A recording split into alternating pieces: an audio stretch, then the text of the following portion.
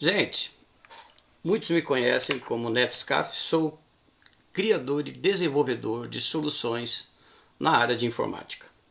Vamos fazer a realidade que a informação tire toda essa falácia, toda essa mentira ou todas essas coisas que às vezes a própria empresas que não querem que você conheça a verdade por uma questão de falta de informação. Então eu decidi fazer esse vídeo como um desenvolvedor, como uma pessoa contratada para criar soluções.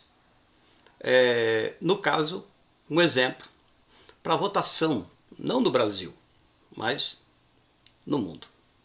Lembrando que tudo mudou quando o mundo foi atacado por uma pandemia, por um vírus. Ficamos presos em casa, o governo teve que criar soluções rápidas em todo o mundo. Não foi algo local de apenas um país. O mundo parou. Mas a pandemia fez com que soluções acontecessem. E é baseado nisso que eu vou estar colocando a solução. Algo simples, não é complicado. Basta você entender como funciona todo o processo de desenvolvimento de uma solução. Então vamos lá. Primeiro vamos ver os dados, tá? Vamos começar com os dados. Eu vou colocar aqui no meu vídeo uma informação importante, que é o IBGE, Instituto Brasileiro de Geografia e Estatística. Ele colocou recentemente, dia 28 de agosto de 2025, que o Brasil tem acima de 213 milhões de habitantes. Esses 213 milhões de habitantes envolvem todos, adultos e crianças, ou votantes e não votantes. É o número total de pessoas que vivem hoje no Brasil, independente da sua idade. 220 habitantes equivalem a 220 megabytes, isso tendo 1 byte de informação. 1 byte de informação já possui uma variação de 8. Então, eu já poderia até multiplicar por 256 esse número, mas eu não vou fazer isso. Eu vou fazer um processo mais simples, que eu vou imaginar que cada informação do banco de dados, que nós vamos criar daqui para frente, cada byte é uma letra.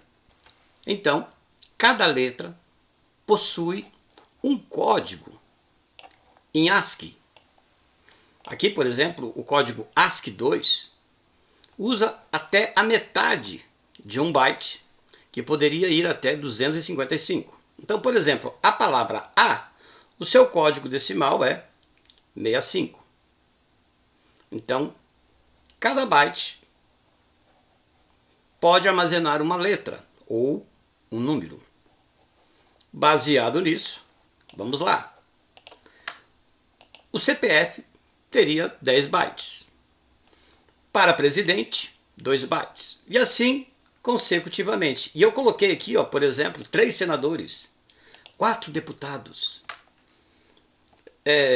deputados federais, 2 deputados estaduais, 2 vereadores. Ou seja, o voto total daria 58 bytes. Mas eu vou aumentar. Eu vou para 100 bytes. Vou colocar o nome do eleitor, o CPF, a identidade do cachorro. 100 bytes.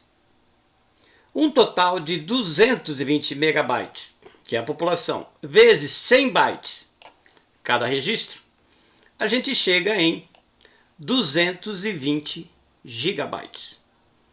Neto, 220 gigabytes é o quê? É 2 pendrives de 128 GB que você compra no Mercado Livre. Isso aqui. Com 2 desses você salva toda a votação do ano do povo brasileiro.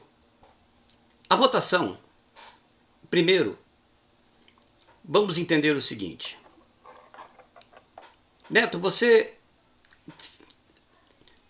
como desenvolvedor, você hackearia uma urna de votação? Não. Não hackearia porque a quantidade de byte dela, de informação dela é muito ridícula. Não vale a pena. Neto, aonde você hackearia a informação? E se o dado fosse impresso, isso ajudaria? Também não. Eu, como desenvolvedor, não atacaria nem a urna, não valeria a pena, e nem a contagem dos votos, também não adiantaria. Neto, aonde você faria o teu ataque? Seria no banco de dados. Lá eu tenho tudo. 10 pessoas votam no candidato, eu vou lá e roubo. Coloco 6 votos para um, 4 votos para outro. Seguindo essa sequência matemática, lógico, eu já sei quem é o vencedor. Neto, o banco de dados pode fazer programação independente do programa da urna? Pode. O sistema de banco de dados hoje é altamente inteligente. Então, mesmo que você tenha seu voto na urna confiável, urna confiável, mesmo que você tenha seu voto impresso, o roubo não vai estar lá. O roubo vai estar no banco de dados. E não adianta você querer, você teria que ver o programa fonte do banco de dados. Então, para isso, lógico, nós teremos altas proibições, altos acessos, e você não vai ver ninguém trabalhando. E não é o programa que faz o levantamento do banco de dados, que ele é apenas um leitor do banco de dados, que faz a aferição da votação. É apenas a resposta que o banco de dados já está fazendo o roubo muito antes. Então, qual seria a solução para uma votação justa? Em primeiro lugar, você sabe qual é o seu saldo do banco, porque você tem a sua senha, só você consegue verificar. Hoje, nós poderíamos e teríamos esse direito de eu ir no Tribunal Regional Eleitoral e ver se meu voto foi para o meu candidato. Eu entro com o meu dedo, com a minha digital, e vejo em quem eu votei. Eles dão essa opção? Não. Eles dão uma desculpa que seu voto é escondido, que a lei proíbe o voto, sim, para o outro, não para mim. Eu sei em quem eu votei e eu quero confirmar. Então a primeira coisa, eu queria ter o direito de ir no TRE e verificar quem eu votei. Isso é possível? Sim, isso é ridículo. Segunda coisa, mas numa eleição, como evitar o roubo imediato do banco de dados? A única saída é fazer o que foi feito na pandemia. Os bancos, todos os bancos, iriam criar uma aba na semana da votação, onde você votaria no seu banco o seu candidato. E você poderia até, se você quiser, imprimir para depois levar no TRE e com seu dedo confirmar que você votou naquele candidato, você. E se o valor fosse errado, você poderia apertar para anular o voto. Neto, mas aí o banco vai ter que fazer todo o processo de votação, não um banco. Todos os bancos vão ter que estar interligados com a votação e os valores do resultado de todos os bancos vão ter que ser iguais. E não vai haver roubo, porque quem vai invadir um banco, por que ele vai roubar o seu voto se ele pode roubar milhões do banco? Aí a gente faz a troca de valores. Quando você faz a troca de valor, isso quer dizer que o ladrão vai querer ir em cima do que mais interessa e não do seu voto. Então, basicamente, o banco que hoje fez com que todo mundo numa pandemia tivesse uma conta social.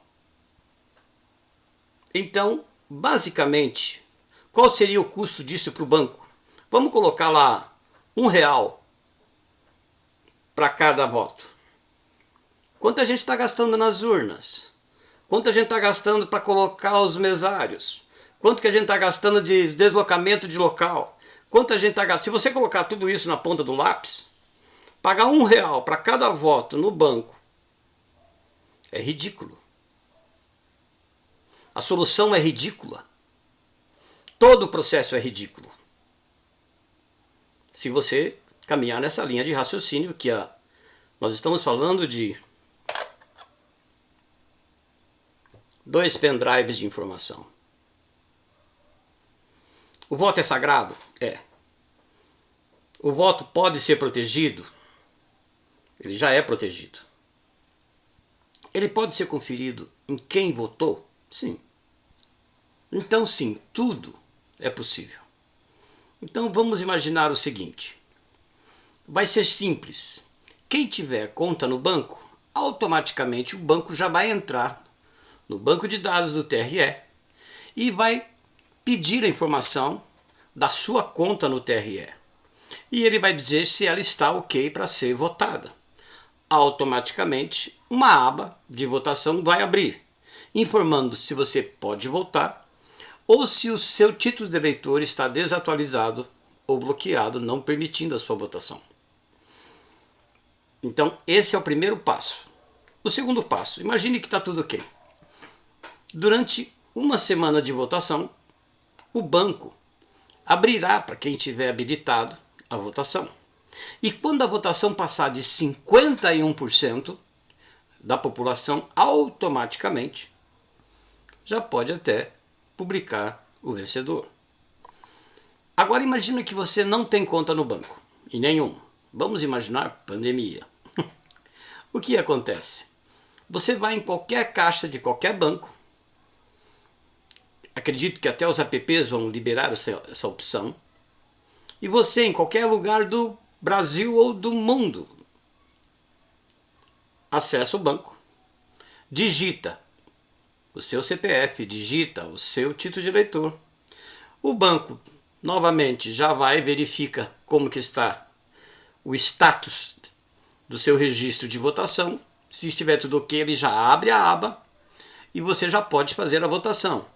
E a sua votação poderá ser salva em PDF caso você queira conferir depois. Simples. Então, quais são as vantagens? Vai acabar a boca de urna, vai acabar aquela encheção de saco de você ter que, se estiver viajando, ter que informar que você vai ter que ir lá, informar que não vai poder votar. Vão acabar quase todos os problemas que envolvem o dia da eleição. Sujeira na rua, muita coisa. Neto, por que os bancos? Simples, pela proteção de criptografia. E por que todos os bancos? Simples. Quando você fizer o voto num banco, automaticamente ele enviará para todos os outros bancos registrados na votação, com seu banco de dados individual, que aquele RG, ou aquele CPF, ou aquele título de eleitor já fez o voto. Então, ele fará isso paralelamente. Todos os bancos fazem isso paralelamente. É a velocidade de um Pix, ou seja, absurdamente rápido. Eu estou falando num banco de dados ridículo, para um banco que gera terabits todo dia, terabytes, né, de informação todo dia. Então isso é ridículo. Os bancos vão dar risada e vão amar a minha ideia. Neto, qual a única opção que uma pessoa pode ter de querer fraudar? Quando o app abre, ele verifica se a pessoa no banco de dados dos bancos já votou, não do TRE, do banco. Se ela já fez o Pix da votação. Então o que vai acontecer? Ela não vai deixar abrir a aba de votação em outro celular, caso ela tenha feito no primeiro, vamos colocar assim, ela fez a votação no Bradesco. Exemplo, se ela for tentar abrir outro banco já vai perceber pelo banco de dados que já foi feita a votação e nem vai abrir a aba de votação. Mas e se a pessoa for mais esperta e já abrir a aba da votação nos dois aplicativos, para que ela vote num e depois vote no outro? Simples. O banco vai perceber a colisão da informação, que isso é ridículo também, questões de nanosegundos, isso é observado por qualquer banco. E o que acontece? O voto, ele não vai ser anulado. O voto vai ser subtraído do banco de dados e a pessoa, o CPF e o título de eleitor já vai ser encaminhado para a blacklist. A blacklist seria a informação das pessoas que tentaram fraudar a eleição. Ou seja, além do fraudador perder o voto, além do fraudador ter o seu título de eleitor automaticamente cancelado, ele ainda entra no checklist da Polícia Federal para verificação do porquê da tentativa de fraude. Ou seja, esse seria o sistema mais seguro que eu entendo devido à agilidade e à velocidade e à criptografia da proteção. Então, lógico, tem que passar a votação pelos bancos. Gente, concluindo, é possível sim, se as pessoas tiverem bom senso, se as pessoas realmente quiserem um país democrático, se as pessoas quiserem economizar na votação, se as pessoas quiserem ajudar ao povo que não pode sair de casa para fazer uma votação. É possível. É possível. Então, isso é apenas uma explicação, uma ideia, para abrir a mente que é possível sim fazer algo mais democrático e algo muito mais justo para todos. Deus abençoe a todos.